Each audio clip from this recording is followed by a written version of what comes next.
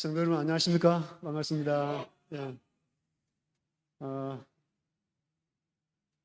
1989년 2월 1일부터 제가 여기서 목회를 했는데 2월 달에는 한 달 봉사를 하고 왜냐하면 그 당시 2월 1일부로 인사 발령을 내가지고 우리 김대성 목사님이 부산 북부교회로 가시고 저는 집에서 쉬고 있었는데 3월 1일부로 발령을 내놔놓고 2월부터 오라 그래가지고 한 달은 제가 저희 고향 사천에서 왔다 갔다 했습니다. 예.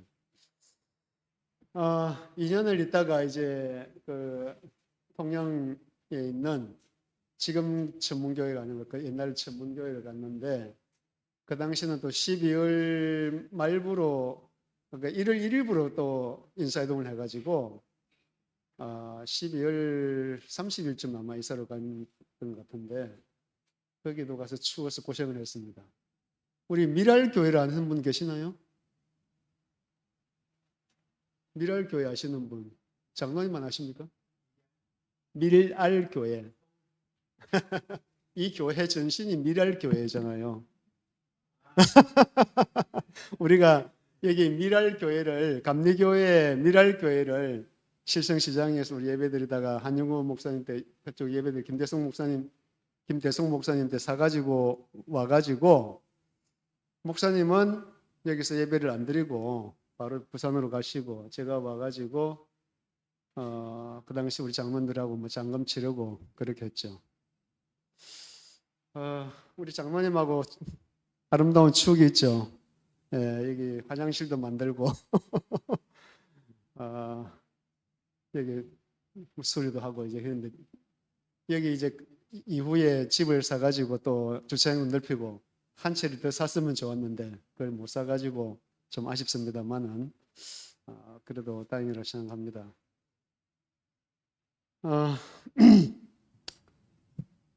제가 이 신앙 우리 목사님 말씀하신 것처럼 제가 이 여러 가지 생각을 많이 해봤는데 참 감회가 새로워요. 여기 목회를 시작한 지가 엊그제 같은데 벌써 야, 제가 목회 나오면서 예수님 곧 재림하실 걸로 생각하고 예? 그렇게 이제 열심히 신앙생활을 하고 했는데 우리 아이들이 이제 이 아이들을 낳고 누가 이제 교인 중에 보험하는 분이 있어가지고 보험을 들으라 그래요. 교육보험을 들으라. 우리는 다른 보험은 잘 안 되니까. 보험을 들었는데 예수님 곧 오실 것 같은 거라. 아이들 크기 전에 예수님 오실 것 같아요.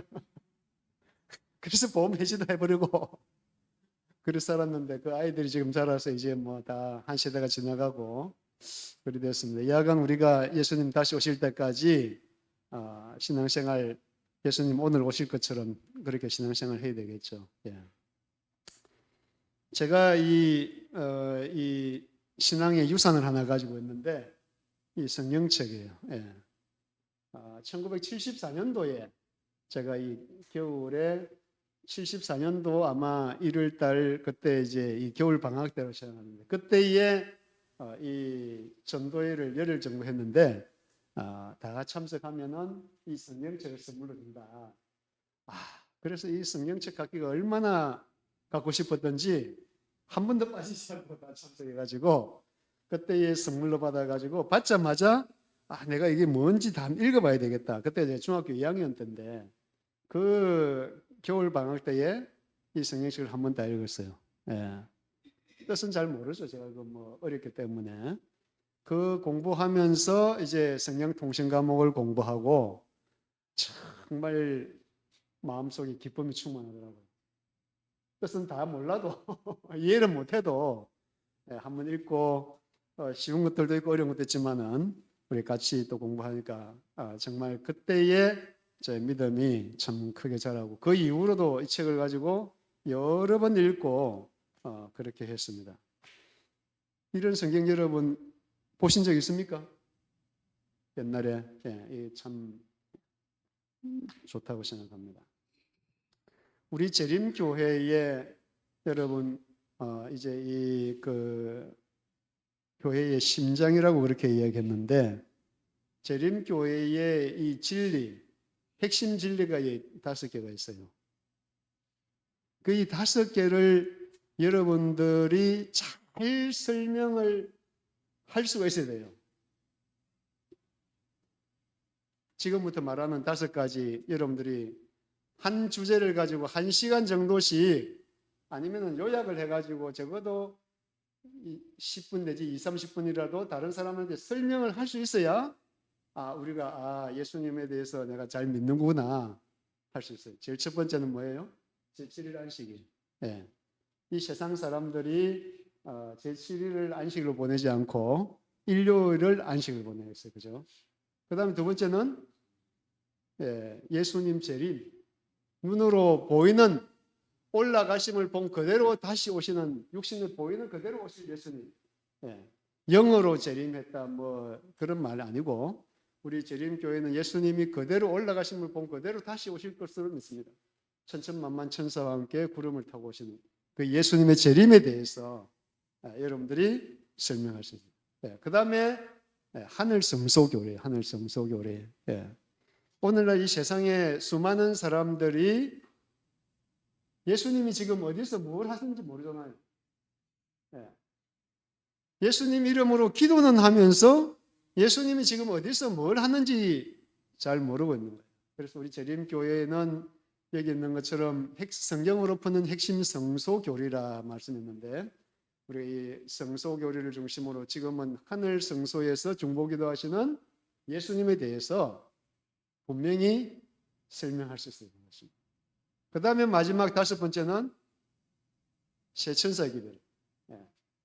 요한계시록 14장 6절부터 13절에 나오는 이 새 천사의 기별을 삼중 기별을 우리가 다른 사람한테 잘 설명할 수 있는 것입니다. 하실 수 있겠어요? 네. 대답이 우리 목사님만 하시고 다른 분들은 꿀을 많이 잡수고 오시는 것 같아요.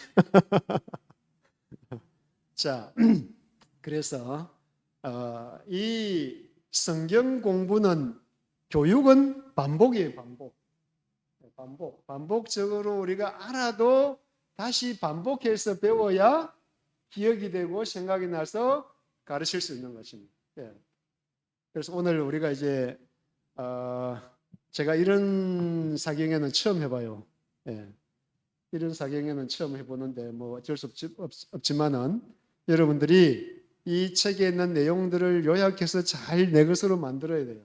그리고 그것을 다른 사람들에게 설명해 줄 수 있을 정도로 달달달달 외워야 돼요. 그렇게 한번 해보시겠습니까? 저는 오늘과 내일 오후까지 2번만 이것까지만 공부하는데 끝나고 나면은 우리 목사님이 계속해서 이 책을 다 공부할 겁니다. 책을 끝까지 다 공부해야 이걸 마스터하는 거니까 여러분들께서 책을 잘 숙지하시고 깊이 기도하시는 마음으로 잘 읽어보시기 바랍니다. 여러분 태극기 하면 뭐가 생각납니까? 태극기, 애국가. 태극기 하면 뭐가 생각나요, 여러분들은? 우리나라, 대한민국. 애국가도 생각나지만 우리나라 대한민국 상징 아닙니까? 그죠? 맞죠? 자, 그 다음에 사자 하면 뭐가 생각나요? 예? 바벨론. 우리 장모님은 바벨론 딱 생각나네. 사자 하면은 삼성 라이온즈. 대구 사람들 삼성 라이온즈 여기 뭐 파크도 있잖아요, 그죠? 그거 생각하잖아요. 어떤 상징을 말씀하는 것은 우리에게 이해하기 쉽고 명확하게 기억하도록 하기 위해서 그런 상징들을 가르치는 것입니다. 오늘 우리가 배우는 이 성소도 위에 겁니까? 이게 밑에 거. 여기 시편 77편 13절에 보면은 하나님이여 주의 도는 성소에 있사오니 하나님과 같이 큰 신이 누구오니까. 여기 도라고 이야기했는데 주의 길, 주의 길이 성소에 있사오니. 예. 하나님께 가까이 나아가는 길이 바로 성소에 있다고 그렇게 말씀을 했습니다. 시대소망 211쪽에 보면 우리 목사님 큰 소리 한번 읽어주세요. 역사나 공의나 예언을 막론한 모든 페이지는 하나님의 아들의 영광으로 빛나고 있다. 유대교의 전체 제도는 하늘에 정하신 것이었으므로 그것은 복음에 대한 친밀한 예언이었다. 그리스도에 대하여 모든 선지자도 증거하였다. 예, 구약 성경의 역사나 교훈이나 예언을 막론한 모든 페이지는 하나님의 아들의 영광으로 빛나고 있다. 요한복음 5장 39절 뭐라고 말씀하셨어요? 너희가 성경에서 영생을 얻는 줄 생각하고 이 성경을 상고하거니와 이 성경이 곧 예수님에 대하여 증거하는 것이로다. 오늘날 개신교인들에게 이 구약 성경에 대해서 이야기하면 구약 성경은 어떻게 됐다? 폐해졌으니까 읽을 필요가 없다 하지만 예수님은 그 당시 제자들에게 분명히 구약 성경이 모두 다 예수님에 대하여 증거한다고 그렇게 이야기했습니다. 그래서 유대교의 전체 제도는 하늘에 정하신 것이었으므로 그것은 복음에 대한 치밀한 예언이었어요.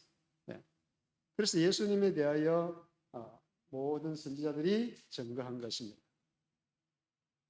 구약 성경에 300여 개의 모든 예언이 예수님에 대해서 예언되어 있다고 하는데 그런 모든 것이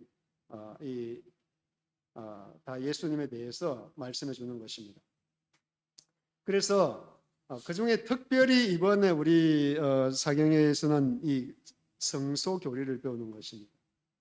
성소교리는 재림교회의 신학의 심장이자 척추, 심장이자 척추. 우리 사람 몸에서 가장 중요한 게 뭐예요? 잠시도 쉬지 않고 뛰는 심장. 그리고 척추가 없으면 어떻게 돼요?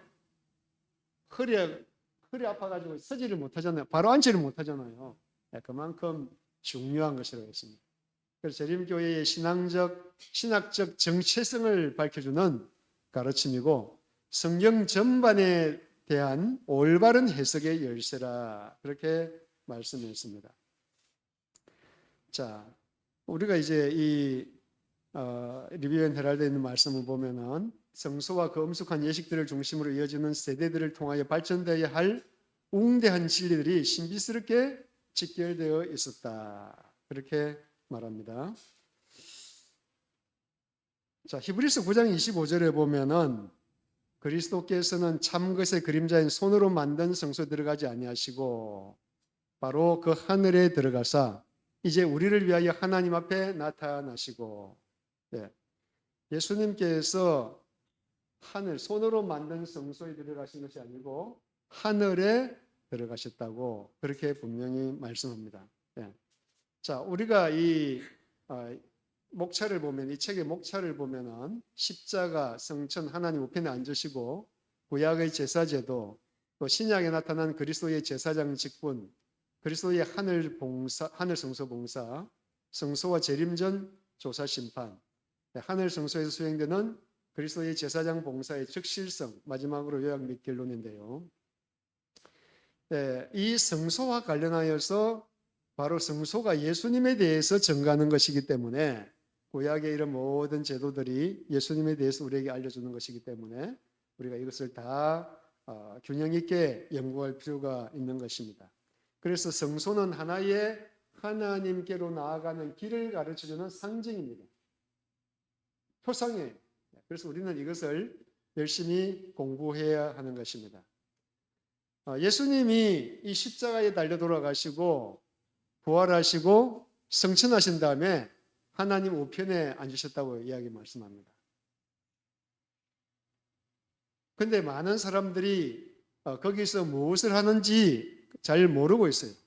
그러나 우리가 이 성소 제도를 바르게 이해를 하면은 빠르게 알 수가 있는 것입니다. 디모데전서 3장 16절에 크도다 경건의 비밀이여 그렇지 않다 하느니 없도다.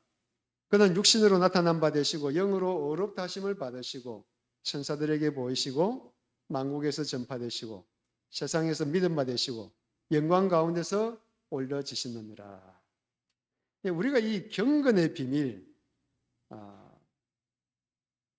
예수 그리스도께서 이 십자가에 달리시고 우리의 구원의 사업, 구속 사업을 이루셨다고 하는 것은 경건의 비밀이라고 했습니다. 비밀.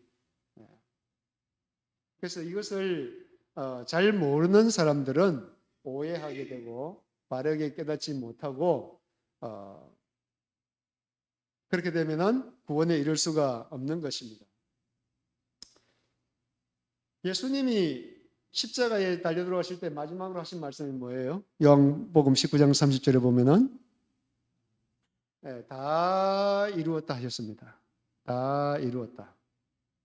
근데 예수님이 십자가에서 이 다 이루신 것은 바로 신약에 나타나는 구원론의 중심인데 여기서 우리가 생각해야 될 것은 십자가는 한 번으로 충분한 것입니다. 다시 반복될 필요가 없는 거예요. 구약 성경에서는 우리가 죄를 지으면 어떻게 해요? 양을 끌고 가야 되잖아요. 양을 끌고 성소에 죄 지을 때마다 그렇게 얘기했지만 예수님께서는 우리 인간을 위해서 다시 돌아가실 필요가 없는 것입니다. 또 십자가는 속죄의 유일한 수단이라고 했습니다. 이 십자가 없이는 우리가 구원을 받을 수가 없는 것입니다. 그것은 구약의 성소 제도에서 죄인이 죄 용서함을 받는 것은 어린 양, 그 희생 없이는 용서를 받을 수 없죠.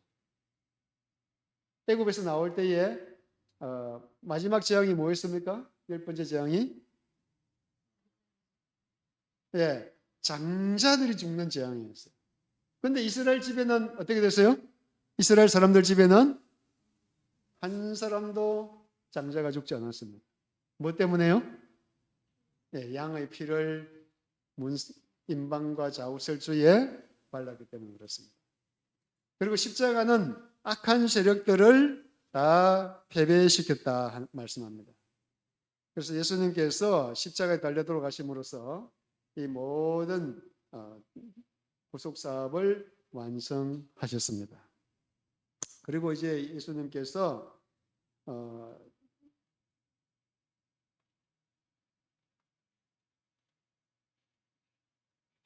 하나님 보좌 성천하셔서 하나님 보좌 우편에 앉으셨습니다.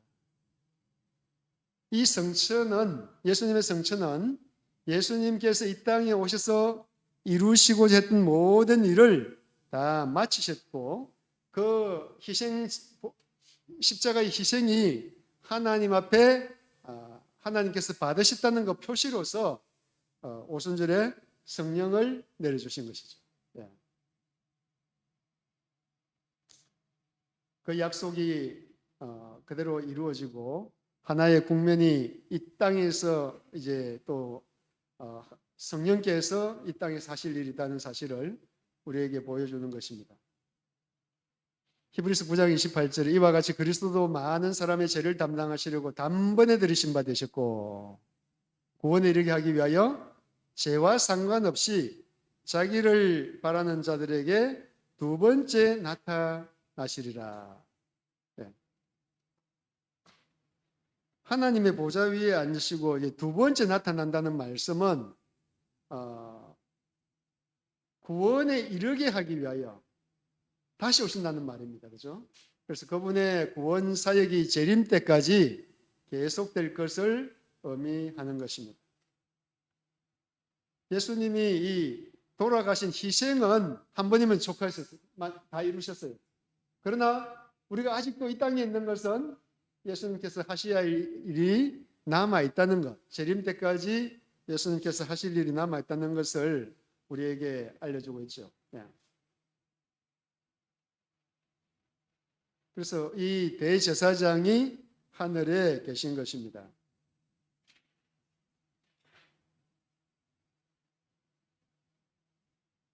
어디를 보고 눌러야 잘 돌아갑니까?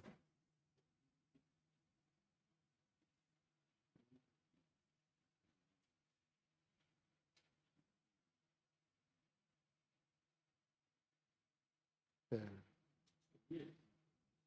네.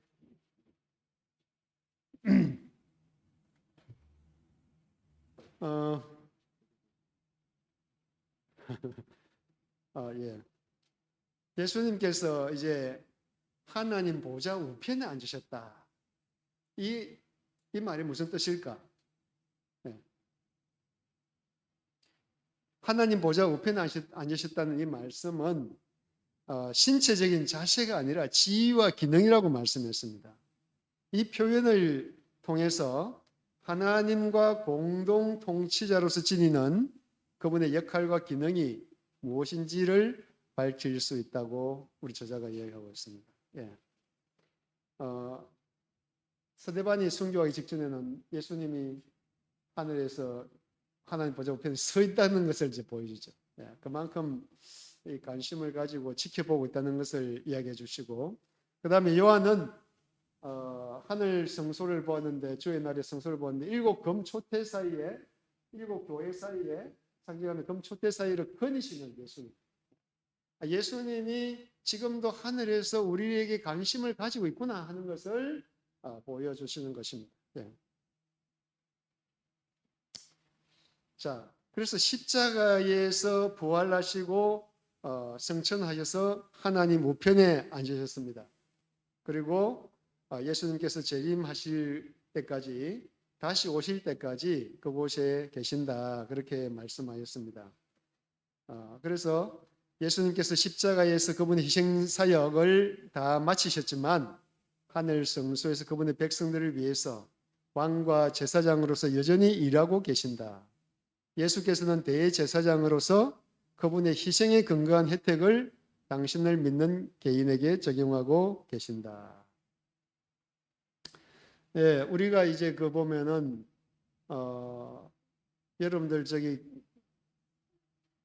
경복궁에 가보겠습니까? 경복궁 건정전에 가면은 그 옥자가 있잖아요, 그죠? 옛날 왕이 앉았던 옥자. 예. 왕이 앉아서 그 업무를 보고 다 지시하는 그런 것처럼 예수님께서도 이 하나님 보좌 우편에 앉으셨다는 말은 하늘에서 하나님과 같이 공동 통치를 하고 계신다. 왕과 제사장으로서 여전히 일하고 계신다는 것을 말씀하고 있고, 나중에 우리가 이제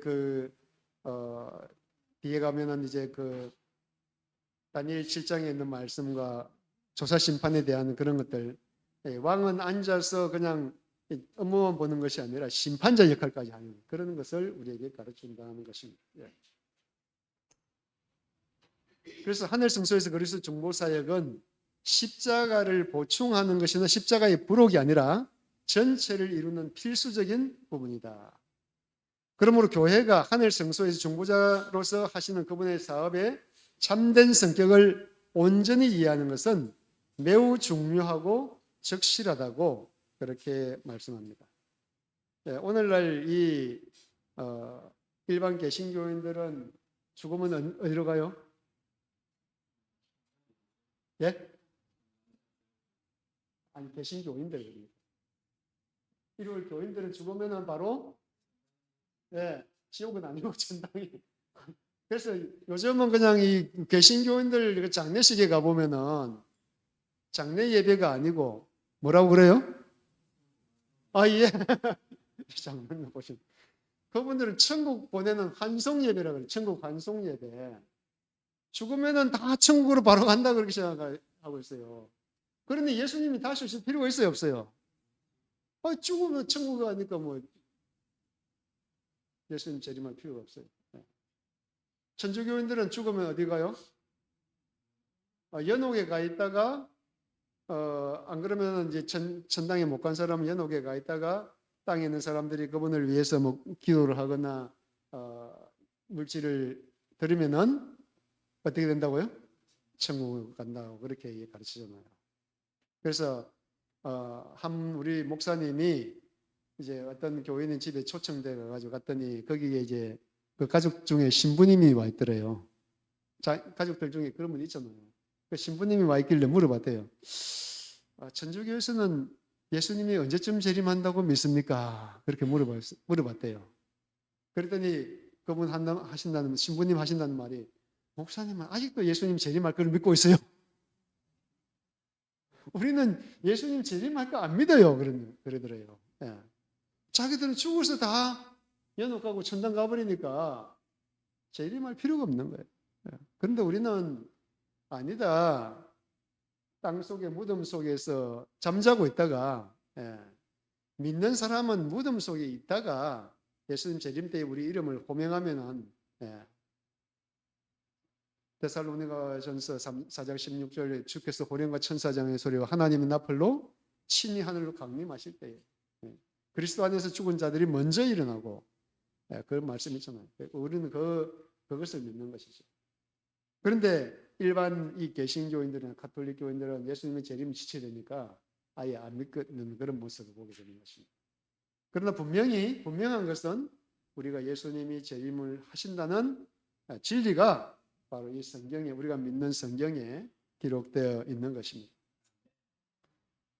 자, 이번에는 이제 구약의 그러면 제사 제도에 대해서 예수님께서 지금 이제 십자가에 달려 돌아가셔 성천하시고 하나님 보좌 우편에 앉아서 이 중보 사업을 하고 계시고 하는 통치를 하고 계시는 이것을 보는데 이것을 구약의 제사 제도를 통해서 우리가 예수님의 대제사장 사역을 이해하자고 하는 것입니다.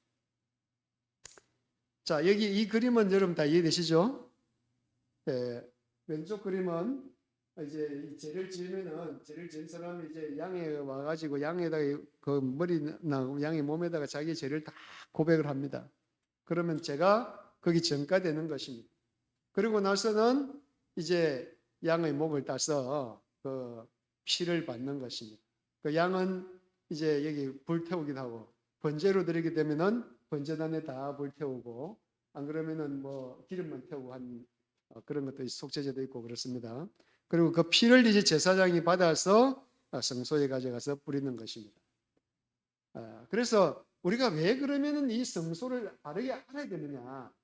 하나님께서 우리 사람들 죄인들을 구원하시는 방법을 바로 이 성경에 가르쳐 주셨는데 이 성소 제도를 통해서 알려주시기 때문이다 하는 것입니다. 이 성경이 곧 나에게 대해서 예수님에 대하여 증거하는 것입니다. 그래서 구약에 나타나는 이 모든 진리들이 점진적으로 우리에게 알려주게 된 것입니다. 구약의 제사 제도 중에서 이스라엘 이전에 이스라엘 백성들이 출애굽하기 이전의 제사 제도에 대해서 알아보고 부족장 시대의 제사 제도 또 이스라엘의 제사 제도 구약의 절기와 그리스도 교회와의 관계 성소 제도의 기능 제사 제도를 한번 알아보도록 하겠습니다. 하나님께서 우리 구약 성경에 우리 구원의 사업을 표상하는 것이 세 가지가 있어요. 그 세 가지가 뭐냐면은 사건과 인물과 제도를 통해서 우리에게 구원의 계획을 알려주는 것입니다. 사건에는 어떤 사건이 있느냐 하면은 천지 창조도 있고 노아 홍수 사건 타락해가지고 이제 노아 홍수로 멸망당하고 그 다음에 바벨탑의 사건 그 다음에는 이제 출애굽 사건 거기다 하나 더 한다면은 출바벨론 사건 이런 것들이 다 우리의 구원을 예표해주는 표상하고 있는 그런 제도들입니다. 그 다음에 인물에는 세 종류의 인물이 있어요. 왕과 선지자와 제사장과 왕. 이 세 종류의 직임이 바로 예수님을 상징하고 있는 거예요. 그 제도는 뭐가 있느냐 하면은 제도는 성소제도, 제사제도, 절기제도 이 세 가지 제도가 이제 우리 예수 그리스도의 구속 사업을 표상해 주는 것입니다. 다 기억하시겠어요? 내일 한번 물어볼게요. 여러분들 잘 아시는지 한번 다 기억하세요. 이거를 잘 알면은 그거에 대해서만 그냥 조금씩만 설명하면은 여러분 몇 시간 동안 성경 가르칠 수 있어요. 자, 지금부터 한번 보도록 하겠습니다. 자, 이스라엘 이전 시대의 제사 제도 보면은 에덴 동산에서 창세기의 성소 개념을 이해할 수 있는 것입니다. 물론 에덴 동산을 성소나 성전으로 부르는 것이 적합지 않을 수 있지만은 에덴 동산이 성소와 성전으로 불리는 그 둘의 특징을 동시에 포함하고 있는 것이 사실입니다.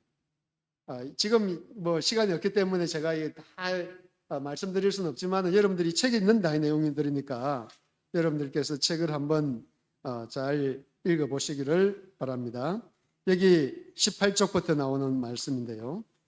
에덴 동편에 아담과 하와가 죄를 짓고 나니까 하나님께서 어느 쪽으로 쫓아냈어요? 어느 쪽으로 추방을 했어요?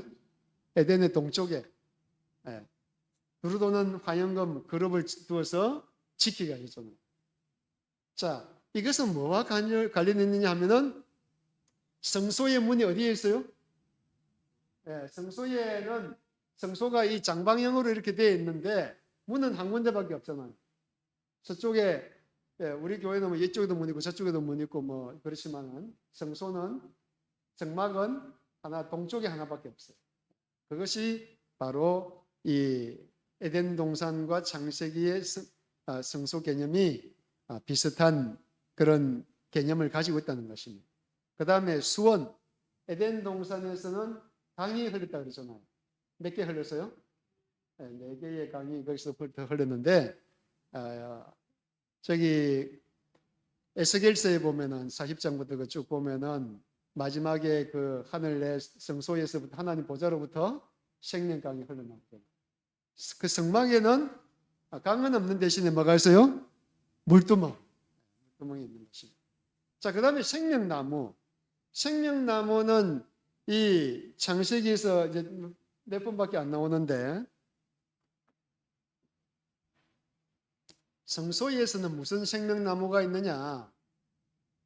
바로 이 금초대, 등대가 바로 생명의 빛을 비추는 것과 같다. 그리고 그 등대는 무슨 나무의 형상이에요? 7금 촛대 있는 거는? 그 받침을 이렇게 가지에 보면은 그걸 무슨 가지로, 꽃 모양으로? 우리 성경에는 살구꽃이라 그렇게 이야기했는데 아몬드입니다. 아몬드. 여러분 아몬드 좋아하시죠? 견과류 아몬드 그 꽃이 시내산에 가면은 있다고 그래요. 아몬드 나무의 꽃, 살구꽃, 아몬드 꽃 모양 받침으로 이렇게 촛대를 그렇게 만들었어요. 거기 생명나무를 상징하는 것 같다. 그 다음에 금과 보석들. 야, 여러분들 이 세상에서 제일 비싼 집이 얼마짜리예요? 어떤 뭐 저기 뭐 유명한 사람들은 뭐 몇백억짜리 집이 있잖아요, 그죠? 성소를 그런데 그 몇백억짜리 어떤 사람은 뭐 금으로 번쩍번쩍하게 하고 했지만은 성소는 안에 들어가면 다 뭐가 금이에요? 벽이 다 금으로 조각목, 그래 아카시아 나무 같은 그 나무를 가지고 판을 만들고 판을 금으로 둘러쌌잖아요. 그러니까 세계에서 제일 화려하고 비싼 집이죠. 그리고 대제사장의 그 에봇 또 여기 우림, 둠밈 이 모든 것들은 12가지 보석들입니다. 그죠? 보석들이 거기에 있기 때문에 아름답고 화려한 옷을 입고 있는 모습을 이게 보여주고 그리고 하나님이 계시는 하늘나라는 새 예루살렘 성은 얼마나 아름다울까요? 무슨 도성이라 불러요? 예, 금도성. 거리가 다 뭐라? 거리가 다 금으로 되어 있는, 문도 뭐, 문 하나가 큰 진주문이다. 12진주문이다. 그렇게 이야기하잖아요. 그런 아름다운 하나님의 그 집을 상징하고 있는 것입니다. 성소와 에덴 동산과 하늘 성소 이런 모든 것들이 바로 금과 보석들 관련되어 있다 보는 겁니다. 그 다음에 그룹 천사. 천사는 이 하나님을 보좌를 옹이하는 천사들이 에덴 동산에서도 있었고 그 입구를 지키고 있었고 성막의 그 하나님의 시원자 거기를 그룹 2명이 지키고 옹이하고 있었습니다. 그 다음에 아담의 일, 아담은 아마 제사장의 일이 아니었느냐 그렇게 보죠. 그 다음에 창세기 3장 22절입니까? 거기 보면은 아담과 하와가 죄를 짓고 부끄러워서 뭐로 옷을 만들어 입었어요? 우선은 급해서 무화과 나무로 옷을 만들어 입었는데 하나님께서 무슨 옷을 만들어 주셨어요? 가죽 옷을 지어 입었어요. 그 가죽 옷을 지어 입었다는 것은 바로 뭐라 그럴까? 동물이 한 마리 희생됐다는 사실을 우리에게 알려주는 것입니다. 그 다음에 이제 기타 언어적인 연관성 이런 것들이 다 이 에덴 동산과 성소와 연관이 있다는 것을 우리에게 알려주는 것입니다. 무엇보다도 이제 이 에덴 동산과 성소가 신학적 연관성이 있는 것은 이 세 가지입니다. 하나님과 인간이 만나는 장소였다고 하는 것입니다. 에덴 동산에서도 하나님이 언제 만났을까요? 아담과 하와를. 안식일 날 만나고 창조를 기념하고 하나님께 감사 예배를 드리고 기뻐하지 않았습니까? 그리고 죄를 지었을 때도 하나님이 친히 아담과 하와는 숨었지만은 하나님이 찾아와서 아담아 어디 있느냐 하면서 만나고 죄를 용서해주는 그런 일을 했죠. 그게 사법적 행위입니다. 그리고 심판을 한 이후에 이제 구속의 계획을 발표하잖아요. 창세기 3장 15절에 내가 너를 여자와 원수가 되게 하고 너의 후손도 여자의 후손과 원수가 되게 하고 여자의 후손은 내 머리를 상하게 할 것이 너는 그의 발꿈치를 상하게 할 것이라 하는 그 구속의 계획을 발표하죠. 그 이후로 이제 이 부족장 시대의 제사가 언급되고 있습니다. 물론 성전이라는 개념이 여기 창세기 28장 17절에 두렵도다 이곳이여 다른 것이 아니라 이는 하나님의 전이요 이는 하늘의 문이로다. 누가 한 말이에요? 진짜 누가 한 말이에요? 누가 꿈에서 깨어나서? 야곱이 돌베개 자고 빼고 자다가 꿈에서 깨어나 꿈에 뭘 봤어요? 사다리 하늘에서 자기가 누워있는 이곳에까지 사다리가 펼쳐졌는데 천사들이 오르락 내리락 한 것이에요. 그리고 하나님께서 약속하기를 네가 어디로 가든지 내가 너와 함께 하겠다. 그리고 다시 돌아오겠다. 그 약속을 듣고 깨어서 너무나도 기뻐서 하나님을 만났기 때문에 이곳이요 다른 것이 아니라 하나님의 전이요 하늘의 문이로다. 이름을 뭐라고요? 베델, 베델 하나님의 집 그렇게 이름을 붙였던 것입니다.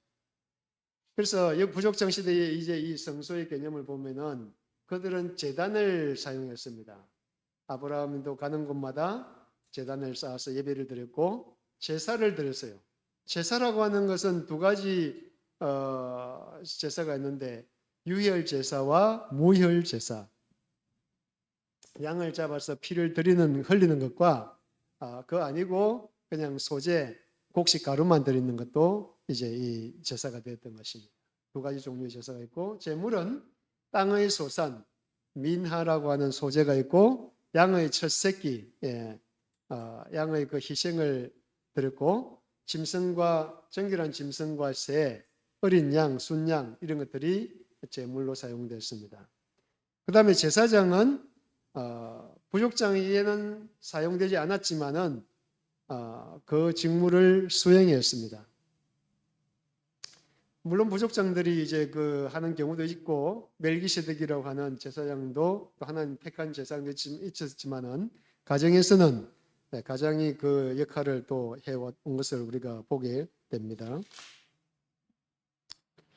자, 그래서 이제 우리가 32쪽에 보면은 많이 갔어요 벌써. 이런 것들 지금 다 공부하지 않고 요약해서 지금 공부를 하고 있습니다. 32쪽에 보면은 부족장 시대의 이 제사 제도를 보면은 그들은 요즘처럼 우리 그 정착해 있지 않고 이동했잖아요. 유목민 생활을 그렇게 했기 때문에 양을 치는 사람들은 이 지역에 풀을 뜯고 또 옮겨가고 또 뭐 가뭄이 들면 다른 데로 가고 그런 생활을 했습니다. 그 순례하는 동안에 야훼께서는 그들과 함께 여행을 하였습니다. 부족장 시대는 야훼께서 거할 성소가 없었고 그분은 말하자면은 당신의 백성들과 함께 여행하셨다. 그분도 에덴 동산을 떠나 그들이 처해 있는 곳에서 그들을 만났던 것이다. 예. 에덴 동산은 이제 언제 없어졌어요?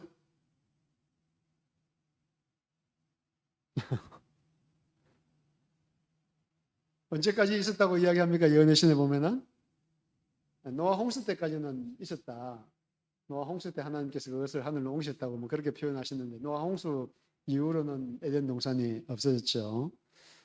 그래서 부족장들이 옮겨 다닐 때 하나님께서 그들과 함께 옮겨 다녔다 하는 것입니다. 부족장 시대에 중요한 세 종류의 제사가 있는데 가인과 아벨의 제사, 노아의 제사와 아브라함의 제사, 창세기에 나오는 이 세 종류의 중요한 제사의 의미들을 한번 살펴보도록 하겠습니다. 첫 번째, 이 가인과 아벨의 제사는 누구의 제사는 받아주고 누구의 제사는 안 받아줬어요? 예, 아담의 첫 번째 두 아들인데 이제 그들이 청년이 됐을 때에 제사를 드렸는데 하나님께서 가인의 제사는 받아주시 아니하시고 아벨의 제사는 받았어요. 왜 그랬다고요? 예, 물론 가장 중요한 차이는 피의 유무에 있는데 아벨의 제사는 믿음으로 드린 제사. 다시 말하면은 진성의 피를 흘림으로써 예수님께서 어린 양으로서 언젠가는 오셔서 우리를 구원해 줄 메시아로서 어린 양이 오신다는 것을 믿는 믿음이 있었던 거예요. 근데 가인은 그거 안 믿고 그냥 내 마음대로 하나님께 제사 드려도 하나님께서 받으실 거야. 그렇게 생각했던 것이죠. 이 제사라고 하는 것은 관계를 유지하는 수단이며 아벨이 믿음으로 그 제사를 드렸다는 사실은 그가 하나님의 구원하시는 은혜를 신뢰했다는 뜻이다. 오늘 우리가 드리는 예배도 마찬가지잖아요. 하나님께서는 뭘 받으신다고요? 시편 50편에 51편에 보면 하나님께서 구하시는 것은 상한 심령이라 하나님 앞에 나오는 그 마음이 믿음이 더 중요하다는 것입니다. 회개하고 하나님께 고백하고 진정으로 예수님을 믿는 그 믿음. 자, 그 다음에 노아의 제사는 이 제사를 하나님의 보호하심에 대한 노아의 감사의 표현으로 해석한다. 노아의 번제는 하나님과 인간 사이의 조화를 회복함을 상징한다는 점에서 속죄의 기능을 지닌 것으로 볼 수 있다. 이 기사에서 번제는 예배와 감사와 속죄의 개념을 모두 표현하고 있다. 노아가 언제 이 제사를 드렸습니까?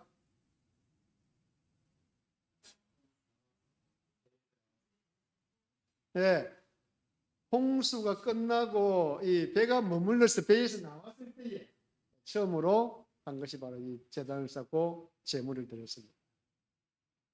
여러분, 배 타고 얼마 동안 오래 있어 보셨습니까?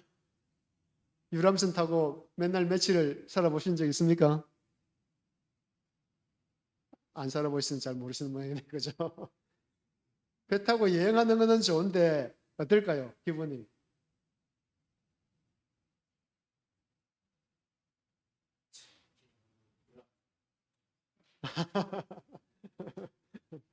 제가 이 배를 타보기는 뭐 하루 정도는 타봤는데 아침에 이제 그 목포를 출발해 가지고 제주도 가는 배를 이제 저녁 되면 도착하는데 그걸 타봤는데 너무 답답해요. 여기 갇혀 있는 그 심정이라. 예. 배에서 그 하루 이틀도 아니고 거의 1년 가까이 있었잖아요. 그 얼마나 답답했겠어요. 그 이제 나와서 드디어 땅을 밟으니 어떤 마음이 들었다? 정말 감사하다. 하나님께서 우리의 죄를 용서해 주시고 하신 그 은혜에 구원해 주신 은혜에 감사해서 제사를 드리는 것이다. 그래서 번제는 예배와 감사와 속죄의 개념을 모두 포함하고 있다. 아브라함의 제사, 아브라함은 회복을 위해 드려진 제사라고 했습니다. 아브라함은 믿음의 조상으로 택함을 받았는데도 불구하고 기다리지 못했잖아요. 예. 75세의 부름을 받고 이제 가다가 이제 너희 그 자녀를 통해서 이 천하 만민이 복을 받을 것이고 그런 약속을 했음에도 불구하고 아들이 안 생기잖아요. 자녀가 안 생기잖아. 그러니 인간적으로 할 수 있는 방법을 해보자고 부인 사라가 이야기했을 때에 거기 또 하나님을 못 믿고 인간적인 방법을 해가지고 하가를 통해서 아들을 낳았는데 하나님은 그 아들 아니다 하잖아요. 근데 본처 이 사라에게서 난 아들이 바로 그 대를 잇고 믿음의 그 조상의 자녀가 되겠다 그렇게 이야기했죠. 그 이삭을 낳았는데 하나님께서 그 전에 이제 몇 번 그렇게 하나님 온전히 신뢰하지 못한 것들을 회복할 수 있는 기회를 허락해 주셨어요. 예. 우리가 지난 기회에 배운 요한복음 21장 베드로가 3번 부인했을 때에 예수님께서는 3번 또 뭐라고 하셨어요? 질문했잖아요. 네가 나를 사랑하느냐? 네가 이 사람들보다 더 나를 사랑하느냐 해가지고 묻잖아요. 그렇게 하니까 이제 그걸 사랑을 고백하면서 이제 회복하듯이 다시 아브라함도 네 이 아들 독자 이삭을 제물로 드리라. 여러분 그게 쉬운 겁니까? 제물 드리기가? 얼마나 힘듭니까? 그죠? 예, 그 하나밖에 사랑하는 아들이 없는데 그것을 어떻게 드리겠습니까? 그렇지만 그거는 하나님께서 이렇게 하시는 것은 하나님의 약속을 이제 믿는 믿음이 있어요. 그죠? 예. 죽여도 어떻게 하신다? 다시 살려주실, 부활해 주실 것을 믿었던 것입니다. 그래서 이삭을 대신하여서 이제 이삭을 아버지 불과 나무에 있는데 여기 제물은 어디 있습니까? 했더니 아브라함 뭐라고 했어요? 하나님이 친히 자기를 위해서 준비하실 것이다. 믿음을 드러냈어요. 근데 진짜로 그대로 됐잖아요. 가서 이제 칼을 내리시는 순간에 아브라함아 됐다. 그 아들에게 손을 대지 말라 하면서 저기 저 수풀에 걸리는 양을 제물로 드리라. 그래서 하나님이 준비하셨다. 여호와 일의 하나님. 여호와 일의 하나님을 믿게 됩니다. 이삭이 아버지 이 제물로 드린 양은 어디 있습니까? 그 답이 요한복음 1장 29절에 보라 세상 죄를 지고 가는 하나님의 어린 양이로다. 예수님에게서 그것이 성취된 것을 우리가 보게 되는 것입니다. 그래서 부족장 시대에는 이 성소가 존재하지 않았습니다. 야훼께서 부족장들이 순례하는 동안 그들을 데리고 함께 여행하셨다. 제사장적 직무는 야훼 앞에서 가족을 대표했던 부족장들이 맡은 책임이었다. 그렇게 이야기합니다.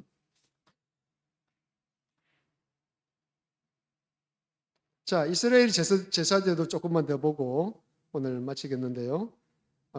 여기 보면은 출애굽기는 예배와 중재와 제사의 센터로서 이스라엘의 성소를 소개합니다. 그죠? 이 책은 이 특별한 장소의 물리적 구조와 기구들을 묘사해 준다.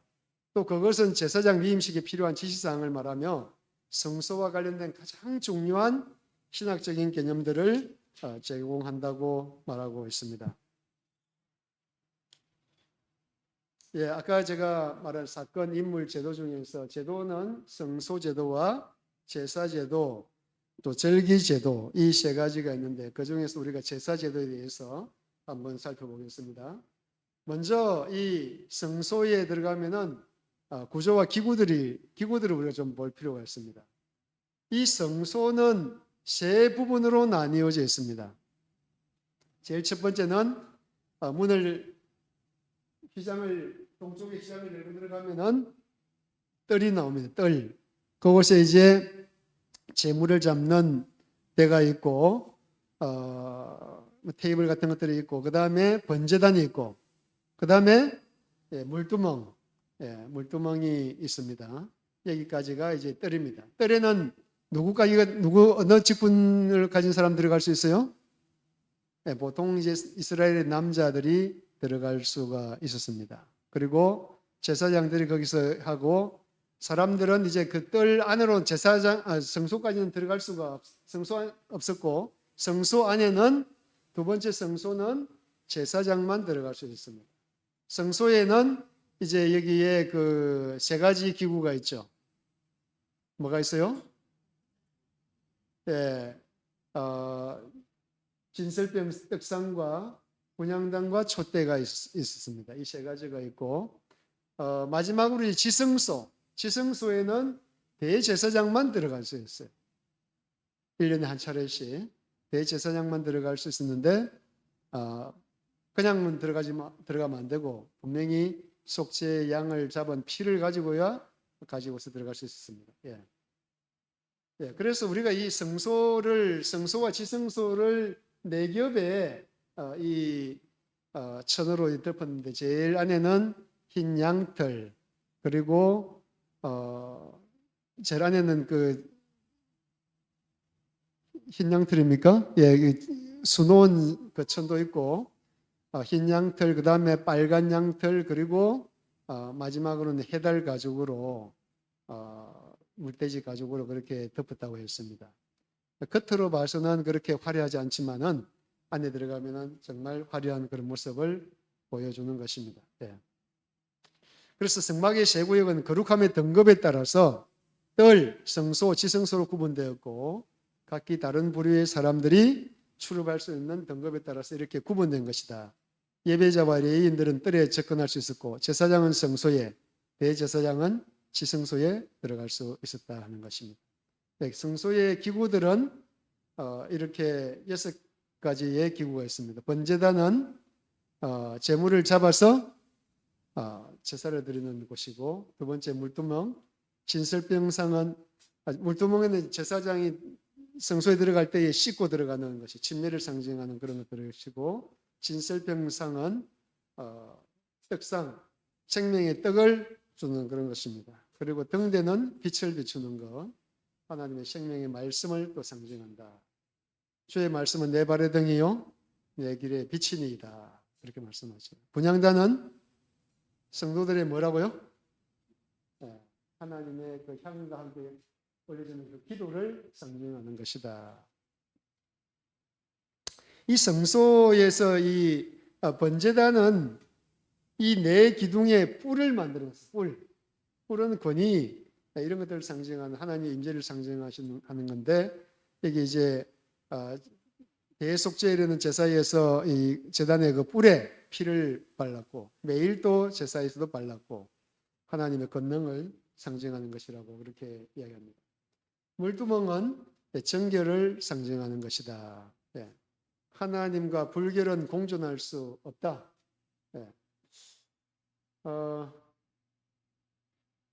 여러분 뭐 레위기 11장에 가면은 정한 동물, 부정한 동물 나오잖아요. 다 아시죠? 그게 우리에게 무슨 의미를 줄까?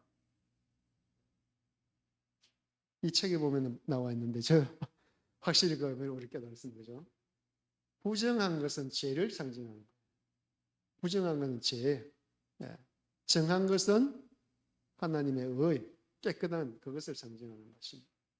그래서 우리가 죄로 말미암아 부정하게 된 사람들은 정하게 되어야 된다는 것을 알려주기 위해서 그런 먹는 것들, 입는 것들, 또 병 이런 것들 그런 것들을 통해서 가르쳐 준 것입니다. 정결에 대해서. 그 다음에 진설병 떡상. 하나님께서는 이 떡을 제사장에게 주어 백성들의 대표로서 먹도록 하였다. 이렇게 하여 하나님께서 당신의 백성들에게 식물을 제공하는 분임을 나타냈다.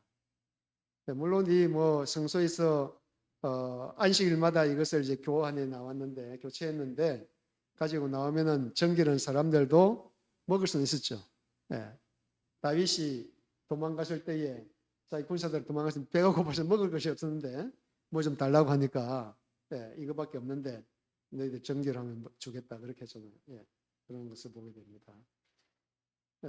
등대는 생명나무를 아마 형성한 것으로 보인다.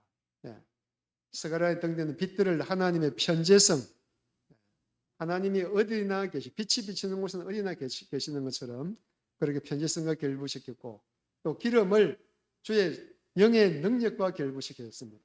분향단은 하나님과 백성 사이를 이어주는 고리 같은 역할.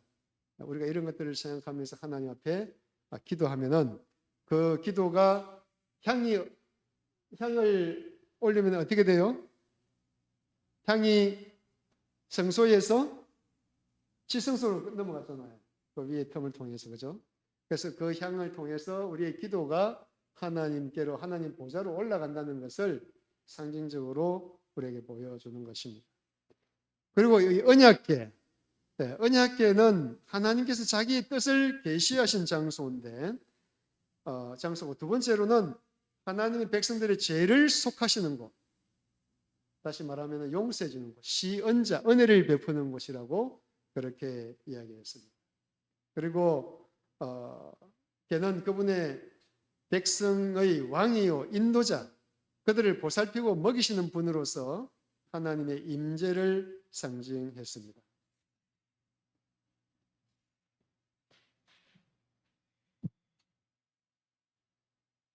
여러분, 하나님의 임재를 상징하는 이 언약궤가 지금 어디 있을까요? 이스라엘 백성들이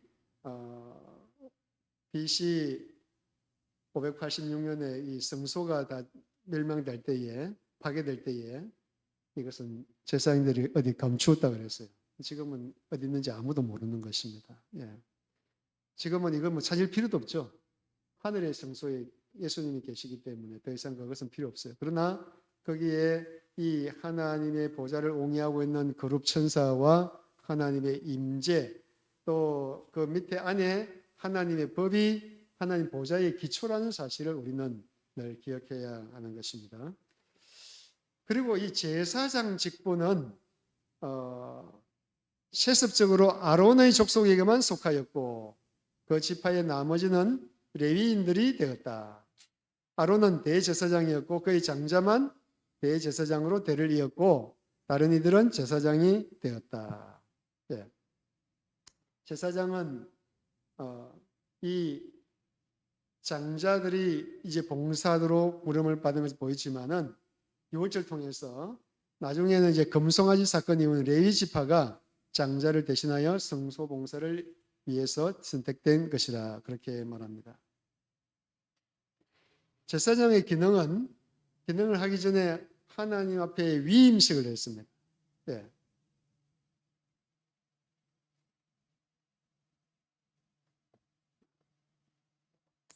위임식을 할 때에 뭘 부었다고요? 기름을 부었습니다. 무슨 기름을 썼을까요? 향유는 굉장히 비싼 향유를 썼겠죠.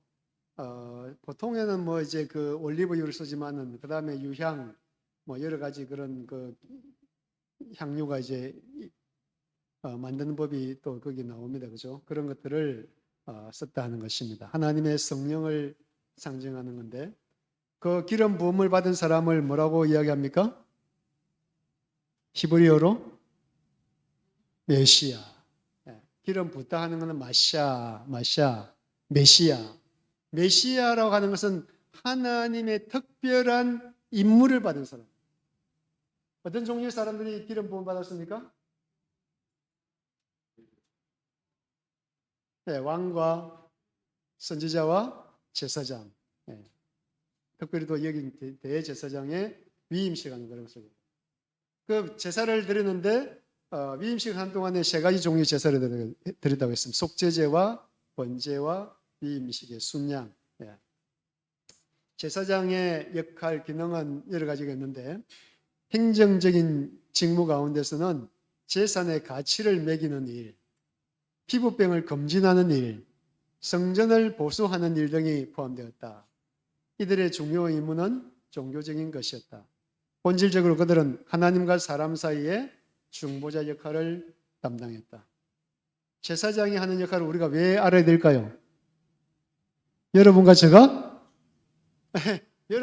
지금 마지막 시대의 왕 같은 제사장이라고 말씀하셨잖아요.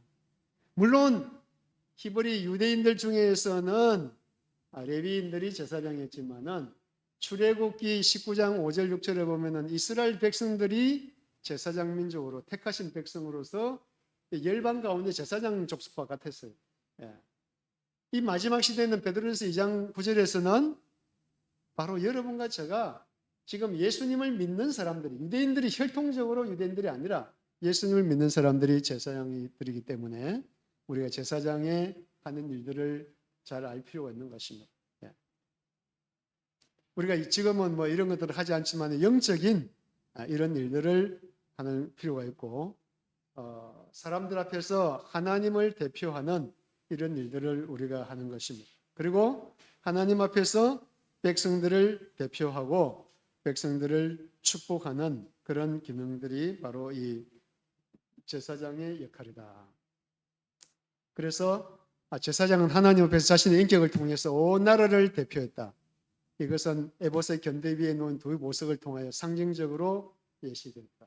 백성들은 제사장을 통해서 성소 곧 하나님 앞으로 나아갈 수 있었다. 하나님 앞에서 백성들의 대표로서 대제사장은 연중 1차 지성소에 들어갈 수 있었다. 대속죄일에 그는 이스라엘 백성들의 죄와 부정에서 성소를 정결케 함으로써 매일의 정결을 종결시켰다. 여러분들 지금 가정에서 혹은 사회에서 제사장 역할을 하시고 계십니까? 제사장 역할을 해야 돼요. 최근에 제가 한 목사님을 만났는데 전화로 그렇게 이야기하셨는데, 전화로 그랬더니 자기가 뭘 하고 있느냐 하면은 미국에 이 손자가 있는데 미국에 있는 손자들에게 한 주일에 한 번씩 성경 공부를 한대요. 예. 그 아들도 목사예요. 근데 자기는 지금 이제 은퇴했기 때문에 그 시간이 많아서 현직에 있는 목사는 바쁘니까 자녀들 가르치기 힘드니까 자기가 이렇게 요즘 뭐 얼마나 좋습니까, 그죠? 이 영상으로 보면서 다 가르쳐주고 하니까 참 편리하시더라. 예. 장로님 그런 역할 좀 한번 해보시겠습니까? 손자들한테 지금 우리가 해야 될 일이 바로 그런 일이에요. 다른 사람들에게도 중요해요. 집사님도 한번 손녀들이 있잖아요. 한번 내가 알고 있는 하나님 말씀 같이 좀 가르치고 하는 거를, 우리가 뭐 만나면은 그거 뭐 안부 묻는 거 그냥 잠깐이면 끝나잖아요. 우리가 뭘 해야 되느냐? 신명기 6장 4절부터 아시죠? 이스라엘에 들으라. 우리 하나님 여호와는 오직 하나님 여호와시니 너는 마음을 다하고 뜻을 다하여 주 너희 하나님을 사랑하고, 너는 이 오늘날 내가 내게 명하는 이 말씀을 너는 마음에 새기고 내 자녀에게 어떻게 가르치고 부지런히 가르쳐. 집사님 한번 해보실래요? 손자 지금 필리핀에 있죠? 필리핀에 있는데 연결되죠? 한 주일에 시간 내가지고 우리 자녀들에게 같이 성경으로 같이 공부하고 하면은 그 관계가 돈독해질 줄 믿습니다. 예, 그리고 여러분들 이제 그 새마음 새영 하시는 분들도 바로 이 전화기로 가지고 성경을 가르치더라고요. 예. 우리가 옛날에는 뭐 만나서 이렇게 참 제가 시간 없을 때 우리 장로님 집에 가가지고 저녁마다 자전거 타고 가가지고 공부한 적도 있잖아요. 그죠? 요즘은 그렇게 안 해도 이걸 통해서 뭐 할 수 있으니까 가까이 있는 사람을 기도하면서 한번 만나가지고 정말 올해에 여러분과 제가 이 제사장 역할 기도하시면서 다른 사람들에게도 하고 손자들, 자녀들, 우리가 할 수 있는 사람들, 제가 보니까 어릴 때 공부를 해야 돼요. 어릴 때. 나이 든 사람들은 참 힘들어요. 근데 가르치면은 teaching is learning. 가르치는 것이 배우는 거예요. 그죠? 여러분들이 배우는 거, 이런 말씀들을 가르치게 되면은 여러분들이 자신이 또 배우게 되는 것입니다. 그래서 자녀들에게 여러분 한번 해보시기 바랍니다. 또 손자녀들에게도. 전화로 해가지고 뭐 세상적인 것들로 할 수 있겠지만은 그런 것들은 뭐 간단히 하고 이 적어도 10분, 20분, 30분 정도씩 좀 이렇게 말씀을 연구하고 성경 어디서부터 어디까지 읽고 어떻게 생각하는지 한번 그 이야기 설명해주고 하는 이런 것들을 하면은 그게 바로 레위인들이 하는 제사장들이 하는 일이에요. 우리가 그것을 배워야 되는 것입니다. 레위인들이 이스라엘 백성들에게서 야훼께 바친 사람들이었고 성소의 제물을 가져온 자들을 돕는 일을 맡았고 직무 가운데 하나는 성소를 지키는 일이었고 성소문에서 제사장들을 도왔을 것이고 뜰에서 제단과 성막의 신성성을 보호했고 성소를 해체하고 운반하고 재조립하는 일도 맡았다. 그래서 이스라엘 백성들의 영적인 필요는 주로 제사 제도를 통해서 충족됐는데 그것을 통해서 그들은 그들의 헌신과 찬양과 가장 깊은 감정과 욕구를 표현하겠다. 우리의 제일 중요한, 제일 소중한 자녀들, 손자녀들, 우리 가족들부터 또 우리 이웃들, 이런 사람들에게 우리가 이 예배를 통해서 바로 이 하나님의 제사장 역할을 다할 수 있게 되기를 간절히 바랍니다. 자, 여기 이 5가지 중요한 제사들은 내일 또 공부를 좀 하도록 하겠습니다. 장로님 몇 편이 남았어요? 너무나 많이 남았네요. 예. 15페이지. 너무 많이 남았네요. 시간이 더 할까요? 아니면 마칠까요? 마쳐야 되겠죠? 예, 시간이 많이 가서. 그래서 여러분들 이제 숙제를 내줄 테니까 가셔서 한번 공부를 해보시고 5가지 주요 제사들이 있다. 번제와 화목제, 속죄제, 속건제, 소제. 이런 것들은 우리가 이제 어떤 때에 이런 제사를 드리는 하는 것들은 내일 간단히 좀 공부하도록 하겠습니다. 이런 것들은 우리가 배우면서 우리가 이런 것들을 통해서 예수님에 대해서 배우는 것들입니다. 예수님께서 바로 번제와 같이 온전히 자기를 다 드리고 우리를 화목하게 하시고 우리의 죄를 용서해 주시고 우리의 죄를 또 보상을 해주시고 정말 이 밀가루 밀이 수확돼 가지고 가루가 되기까지 빠지는 그런 과정을 거치잖아요. 그런 것처럼 예수님께서 우리를 위해서 희생을 해주셨다고 하는 이런 말씀들을 배우는데 이런 5가지 것들을 이제 내일 배우고 시간을 좀 넉넉하게 가지고 공부하도록 하겠습니다. 여러분들께서 요즘 세상이 얼마나 많이 바쁩니까? 제가 보니까 교회 오는 길도 바쁘고 가는 길도 바쁘고 여러분이나 저나 참 이 마지막 시대에 보니까 이게 시간이 너무나도 빨리 가지 않습니까? 이런 시대에 우리가 이 안식일이 되면은 좀 조용히 하나님의 말씀을 연구하고 또 새해 첫 이 달을 맞이해서 상행회를 하는 것은 하나님의 생명의 말씀을 더 가까이 함으로 우리가 하나님의 뜻을 더 알고 또 예수님을 더 깊이 알고자 하는 것입니다. 여러분들 마음에 정말 이 성경 말씀을 깊이 연구해 보시기를 바랍니다. 이 사경회 때만 공부하는 것이 아니라 이 말씀들을 더 깊이 연구해서 매일매일 주님과 동행하고 주님을 더 깊이 알아감으로써 우리 마음 가운데 구원의 소망과 구원의 기쁨이 더욱더 넘치기를 바라면서 오늘 저녁 말씀을 마치도록 하겠습니다.